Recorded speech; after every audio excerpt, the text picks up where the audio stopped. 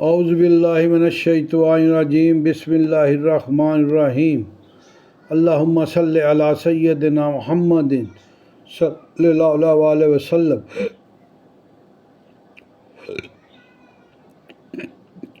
ناظرین، میں نعیم بٹ اسیر جدہ اخبار نامہ میں آج بروز 19 اکتوبر 2024 کی جنگ اخبار میں چھپنے والا سہیل وڑیچ صاحب کا کالم فیض عام، جھوٹ کے پاؤں۔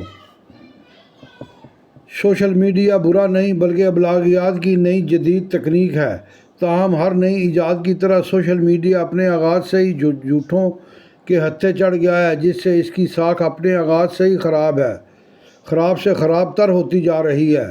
مغربی دنیا میں شروع سے ہی ناقدین نے اسے گٹر میڈیا کہنا شروع کر دیا تھا، مگر میری رائے اب بھی یہی ہے کہ نئی ایجاد میں یا نئی چیز میں خرابی نہیں ہوتی، اس کے غلط استعمال میں خرابی ہے۔ بدقسمتی سے تاجکستان کا سوشل میڈیا شروع سے جھوٹ کی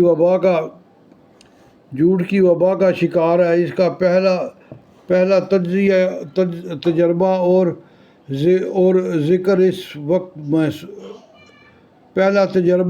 ذکر اس وقت محسوس ہوا جب مختلف سوچوں اور متحارب اداروں میں کام کرنے والے تمام بڑے صحافیوں کی فہرست ایک گمنام ویب سائٹ پر لوڈ کی گئی۔ ایک مشہور تعمیراتی کمپنی کے لیٹر پیڈ پر اس فہرست میں ہر صحافی کو دیے گئے لاکھوں روپے اور ان کے اکاؤنٹس کی تفصیل درج تھی۔ سابق صدر عارف علوی کے صاحبزادے نے اپنے اکاؤنٹ سے اس فہرست کو ٹویٹ کر دیا۔ جھوٹوں کی اس میں کسی نے اس کی تحقیق کرنا مناسب نہ سمجھا، ہر ایک نے فوراً یقین کر لیا، حالانکہ وہ گمنام ویب سائٹ دوسرے ہی دن ختم ہو گئی۔ علوی صاحب کے صاحبزادے نے اپنی ٹویٹ کو ڈسون کر دیا ہے۔ سپریم کورٹ اور FIA نے اس کی تحقیقات کی اور اسے جعلی قرار دیا۔ سپریم کورٹ نے تعمیراتی کمپنی کو طلب کیا، انہوں نے بیان دیا کہ ان کا پیڈ چرا کر یہ جعلی فہرست بنائی گئی۔ جب دیے گئے اکاؤنٹ نمبر چیک کروائے گئے تو وہ مکمل طور پر جعلی تھے، مگر تاجکستان ماننے کو ہی تیار نہیں۔ وہ کہتے ہیں کہ اس میں کچھ نہ کچھ تو ہوگا۔ FIA، سپریم کورٹ، تعمیراتی کمپنی اور صحافی سب جھوٹے ہیں۔ دراصل چیز وہ الزام ہے جو جعلی ویب سائٹ پر وائرل ہو گیا۔ اس واقعے کو کئی سال گزر گئے، مگر اب بھی ہر 2-3 ماہ بعد سوشل میڈیا کا کوئی نہ کوئی نیا کھلاڑی دوبارہ سے اسی فہرست کو اپلوڈ کر کے یہ ثابت کرتا ہے کہ اس ملک کے صحافت بکی ہوئی ہے اور سب صحافی لفافے ہیں۔ اب کون ہے جو اس جھوٹ کا تدارک کرے؟ ہم تو سب پراپیگنڈے اور جھوٹ کے رسیا ہیں۔ مرچ مسالہ ہو، کسی کی بے عزتی ہو تو کہانی جتنی بھی کمزور ہو وہ ہمیں اچھی لگتی ہے۔ یہ بیماری 2014 میں تاجکستان میں وبا کی شکل اختیار کر گئی۔ اس وقت کی اسٹیبلشمنٹ نے اسے وبا کی پشت پناہی کی۔ 300 کے قریب سرکاری نوجوان اس کام میں پر مامور کیے گئے کہ سیاستدانوں، صحافیوں اور نامور لوگوں کو بدنام کرنا ہے۔ یہ وبا شروع کی گئی تو فضا بھی ہموار تھی۔ پیپلز پارٹی اور نون لیگ مقبولیت کھو رہی تھی۔ اسٹیبلشمنٹ ان جماعتوں کو گندا کر کے تحریک انصاف کو لانا چاہتی تھی اور اس راستے میں آنے والی ہر رکاوٹ کو تہس نہس کرنا چاہتی تھی۔ تاجکستان زمین شک و شبہ اور جھوٹ کے لیے زرخیز تھی، اس لیے سکینڈل، گالیاں، الزام تراشی اور بہتان عام ہوئے۔ بغیر تحقیق کے ہر چیز کو ثابت شدہ قرار دیا جانے لگا۔ جب جھوٹ کا جن بوتل سے باہر نکل آیا تو ایک نہ ایک دن اس نے فرینکسٹائن کی طرح اپنے ہی خالق کو کھانا تھا۔ یہی ہوا کہ اب یہ جن جو جھوٹ کا مکمل آرٹ بنا چکا ہے، اس نے اپنی توپوں کا رخ مقتدرہ اور ریاست کے ہر ادارے اور شخصیت کی طرف کر رکھا ہے تاکہ سب کا بھرم اور عزت خاک میں مل جائے۔ جس طرح زخم کو کریدنے، خون کو بہتا دیکھنے اور ایذا پہنچا کر لذت کا احساس نشاط انگیز ہوتا ہے، وہی منفی احساس آج کے یوٹیوبرز اور سوشل میڈیا میں کار فرما انہیں علم ہے کہ جھوٹ کی رفتار تیز ہوتی ہے۔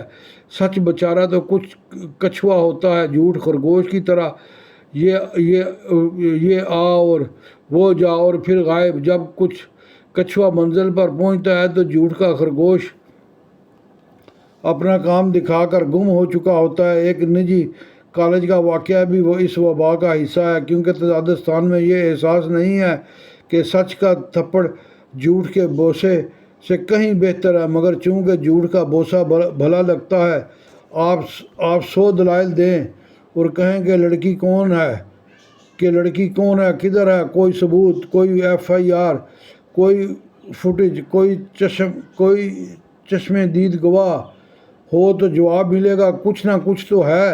جھوٹ کے عادی تاجکستان اس وبا سے خوراک پا رہے ہیں، مگر جھوٹ کے پاؤں نہیں ہوتے۔ جھوٹ کا یہ خواب ٹوٹ کر رہے گا، کیونکہ مشہور قول ہے کہ جھوٹ کی رفتار تیز ہوتی ہے، مگر منزل پر ہمیشہ سچ ہی پہنچتا ہے۔ آج کی دنیا کا بڑا مسئلہ پراپیگنڈا، فیک نیوز اور جھوٹ بن چکے ہیں۔ ویسے تو تاریخ میں کئی اعاروں، کئی جھوٹوں اور کئی انتشاریوں کا ذکر ملتا ہے، مگر جرمنی کے جوزف گوبلز کو پراپیگنڈا منسٹر کے طور پر اس خاص شعبے میں جو مہارت تھی، اس کا کوئی ثانی نہیں ملتا۔ نازی جرمنی میں مقیم امریکی صحافی ولیم شرر نے رائج سوئم کا عروج زوال بیسٹ سیل تاریخ لکھی۔ شرر لکھتا ہے کہ پراپیگنڈا، جھوٹ اور فیک نیوز کا اثر اس قدر زیادہ تھا کہ نازی جرمنی کے پڑھے لکھے لوگوں نے بھی ان جھوٹوں کو سچ سمجھ کر ایمان کا حصہ بنا لیا تھا، اور اگر ان کی حقیقت پر کوئی سوال کیا جاتا تھا تو وہاں کے لوگوں کو ایسا لگتا تھا جیسے کوئی توہین مذہب کا مرتکب ہو رہا ہے۔ نازی جرمنی اور آج کے تاجکستان کا احوال بالکل ایک جیسا ہے۔ نازی جرمنی اور گوبلز کے جھوٹوں کا پردہ تو اس وقت چاک ہوا جب جرمنی جنگ ہار گیا اور برلن میں روسی فوجیں داخل ہو گئیں۔ گوبلز نے بھی ہٹلر کے بعد اپنے خاندان سمیت خودکشی کر لی۔ گوبلز کی ڈائری میں لکھا ہے کہ ہٹلر آدھا انسان آدھا دیوتا تھا۔ گوبلز اور آج کے سوشل میڈیا کے لوگ خود ہی جھوٹ کو تخلیق کرتے ہیں اور پھر اسی پر یقین بھی شروع کر دیتے ہیں۔ جھوٹ کی عمر لمبی نہیں ہوتی، اس لیے اب یہ عروج سے زوال کی طرف گامزن ہے۔ روز روز کے جھوٹ غلط ثابت ہو رہے ہیں۔ ایک جھوٹ غلط ثابت ہوتا ہے تو دوسرا تراش لیا جاتا ہے۔ افسوس یہ ہے کہ یہ فائر وال آج ان جھوٹوں کو روکنے میں کامیاب ہوئی ہے، اور نہ ملکی قانون اس انتشار کو روکنے میں کامیاب ہوا ہے۔ برطانیہ کو عدالت نے فوری سماعت کر کے سوشل میڈیا کے ذریعے انتشار پھیلانے والوں کو سخت سزائیں دے کر مثال قائم کی ہے۔ تاجکستان کیوں ایسا نہیں کرتا؟ اگر جھوٹ کا یہ مسئلہ بڑھتا رہا، فیک نیوز پھیلتی رہیں اور دشنام ترازی چلتی رہی تو کسی دن کوئی بہت بڑا حادثہ رونما ہو جائے گا۔ وقت آ گیا کہ سنجیدہ فکر و طبقات اور سب سیاسی جماعتیں بیٹھ کر ایسا لائحہ عمل تیار کریں